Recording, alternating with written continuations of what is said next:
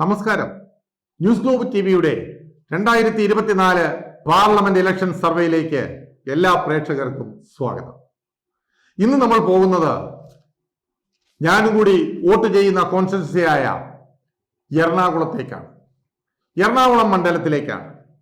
എറണാകുളം മണ്ഡലത്തെക്കുറിച്ച് പറയുമ്പോൾ തീരദേശ മേഖല, വ്യവസായ സ്ഥാപനങ്ങൾ, ഇൻഫോ പാർക്ക് തുടങ്ങി ഒരുപാട് സ്ഥാപനങ്ങളുള്ള, വ്യവസായങ്ങളുള്ള, ഒരുപാട് കച്ചവട സ്ഥാപനങ്ങളുള്ള കേരളത്തിന്റെ വലിയൊരു മാർക്കറ്റ്, അതായത് കേരളത്തിന്റെ ഒരു പണസ്രോതസ് എന്ന് പറയാവുന്ന എറണാകുളത്തേക്കാണ്. എറണാകുളത്ത് ഹൈബി ഈഡൻ തന്നെയാണ് UDF സ്ഥാനാർത്ഥിയായി മത്സരിക്കുന്നത്. കഴിഞ്ഞ പ്രാവശ്യവും ഹൈബി ഈഡൻ വളരെ നല്ല ഭൂരിപക്ഷത്തോടു കൂടി എറണാകുളത്ത് നിന്നും വിജയിച്ചു പോയതാണ്. LDF വേണ്ടി ഇവിടെ മത്സരിക്കുന്നത് KJ ഷൈൻ ടീച്ചറാണ്. ഷൈൻ ടീച്ചർ എന്ന് പറയുന്ന ആ LDF സാരഥിയെ മണ്ഡലത്തിന് വലിയ പരിചയമില്ല എങ്കിലും LDF പരിചയപ്പെടുത്തേണ്ട ഒരു ആവശ്യകത കൂടി വരുന്നു. NDAയുടെ സ്ഥാനാർത്ഥിയായി ഇവിടെ മത്സരിക്കുന്നത് BJPയുടെ ഡോക്ടർ രാധാകൃഷ്ണനാണ്. ഡോക്ടർ രാധാകൃഷ്ണൻ അവിടെ സുപരിചിതനല്ലെങ്കിലും നേരത്തെ ഇലക്ഷനൊക്കെ നിന്നുള്ള പരിചയം രാധാകൃഷ്ണനെ വോട്ട് ശതമാനം കൂടുന്നതിൽ സഹായിക്കും എന്ന് കരുതുന്നു.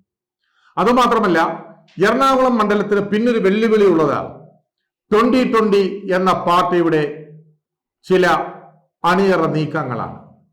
2020 എന്ന പാർട്ടി എറണാകുളം മണ്ഡലത്തിൽ അവിടെ നിയമസഭാ ഇലക്ഷനിലും അതേപോലെ കോർപ്പറേഷനിലുമൊക്കെ അവിടെ സമീപത്തുള്ള പഞ്ചായത്തുകളിലുമൊക്കെ അവർ നേടിയ ഒരു ഭൂരിപക്ഷമൊക്കെ ഉണ്ട്.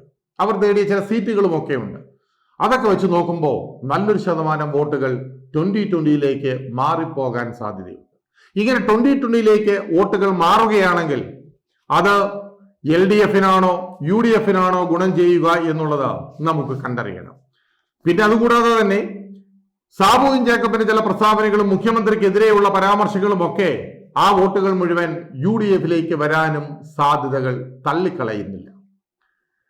നേരത്തെ സർവേകൾ നടത്തിയ 24 ന്യൂസ് ചാനലും മനോരമ ന്യൂസ് ചാനലും ഒക്കെ പ്രവചിച്ചിരുന്നത് എറണാകുളം മണ്ഡലത്തിൽ 24 പറയുന്നത് 46.2% വോട്ടുകൾ നേടി ഹൈബി ഈഡൻ വൻപിച്ച ഭൂരിപക്ഷത്തോടുകൂടി അവിടെ വിജയിക്കും എന്നുള്ളതാണ്. KJ ഷൈൻ ടീച്ചറിനാണെങ്കിൽ 37.8% മാത്രമേ പറയുന്നുള്ളൂ. ഡോക്ടർ രാധാകൃഷ്ണനാണെങ്കിൽ 12.9% മാത്രമാണ് 24 പ്രവചിക്കുന്നത്. അതായത് LDF സ്ഥാനാർത്ഥിയെക്കാളും 10% വോട്ടുകളുടെ ഭൂരിപക്ഷത്തോടെ ഹൈബി ഈഡൻ വീണ്ടും വിജയിക്കുമെന്നുള്ളതാണ് പറയുന്നത്. ഇനി മനോരമയിലേക്ക് വന്നാൽ മനോരമയുടെ സർവേ അനുസരിച്ച് 39.8% വോട്ടുകൾ വാങ്ങി ഹൈബി ഈഡൻ വിജയിക്കും എന്ന് തന്നെ പറയുന്നു. അതുപോലെ KJ ഷൈൻ ടീച്ചറിന് ഒരുപാട് താഴേക്ക് വരുന്നു. അതായത് 28.41% വോട്ടുകൾ മാത്രമേ നേടൂ എന്നും പറയുന്നു. ഡോക്ടർ രാധാകൃഷ്ണനാണെങ്കിൽ 18%, മറ്റുള്ളവർ ഏതാണ്ട് 3% വോട്ടുകൾ നേടുമെന്നും മനോരമ പറയുന്നു.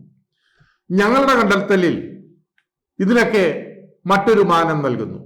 കാരണം ഞാൻ നേരത്തെ പറഞ്ഞതുപോലെ 2020 വോട്ടുകളുടെ ആ മറിച്ചിലോ തിരിച്ചിലോ എന്തെങ്കിലുമൊക്കെ വന്നാൽ അതിനകത്തുള്ള ഒരു കാൽക്കുലേഷൻ, അതേപോലെ തന്നെ തീരദേശ മേഖല, വ്യവസായ മേഖല തുടങ്ങിയ സ്ഥലങ്ങളിലെല്ലാമുള്ള ആ വോട്ടുകളുടെ ഒരു മലക്കം മറിച്ചിൽ, അവിടെ ഹൈബി ഈഡൻ ഏറ്റവും കൂടുതൽ തുണയാകുന്നത് ഹൈബി ഈഡൻ MP ആയിരുന്ന സമയത്ത് എറണാകുളം മണ്ഡലത്തിന് വേണ്ടി ചെയ്ത വികസന പ്രവർത്തനങ്ങൾ തന്നെയാണ്.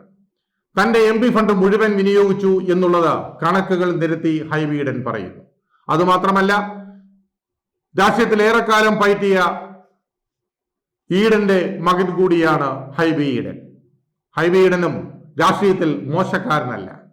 സൗമ്യമായി സംസാരിക്കുന്ന, വളരെ വിദ്യാഭ്യാസമുള്ള നല്ലൊരു പാർലമെന്റേറിയൻ തന്നെയാണ് ഹൈബി ഈഡൻ. ഷൈൻ ടീച്ചറെയാണെങ്കിൽ LDF പരിചയപ്പെടുത്തേണ്ടി വരും. ഡോക്ടർ രാധാകൃഷ്ണനാണെങ്കിൽ അതൊരു മുന്നേറ്റം ഉണ്ടാക്കുമോ എന്നുള്ള കാര്യത്തിലൊക്കെ സംശയമാണ്. ഞങ്ങളുടെ സർവേയിൽ വന്നത് 45.6% വോട്ടുകൾ നേടി ഹൈബി ഈഡൻ 1ാം സ്ഥാനത്തേക്ക് വരുന്നു.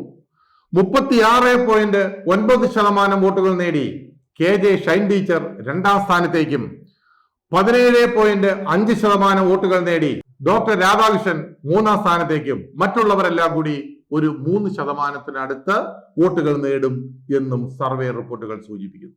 എങ്ങനെ വന്നാലും രണ്ടാം സ്ഥാനത്ത് നിൽക്കുന്ന ഷൈൻ ടീച്ചറെക്കാളും ഏതാണ്ട് 10% വോട്ടുകൾ കൂടുതലാണ്, അല്ലെങ്കിൽ 10% കൂടുതൽ വോട്ടുകൾ നേടിയാണ് ഹൈബി ഈഡൻ വിജയിക്കുക എന്നാണ് ഞങ്ങളുടെ സർവേയിൽ കണ്ടെത്തിയത്.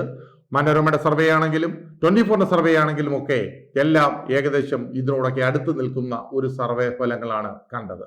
അങ്ങനെ എറണാകുളം ലോക്സഭാ മണ്ഡലത്തിൽ ഇപ്രാവശ്യവും ഹൈബി ഈഡൻ തന്നെ പ്രതിനിധീകരിക്കും എന്നാണ് സർവേ ഫല റിപ്പോർട്ട്.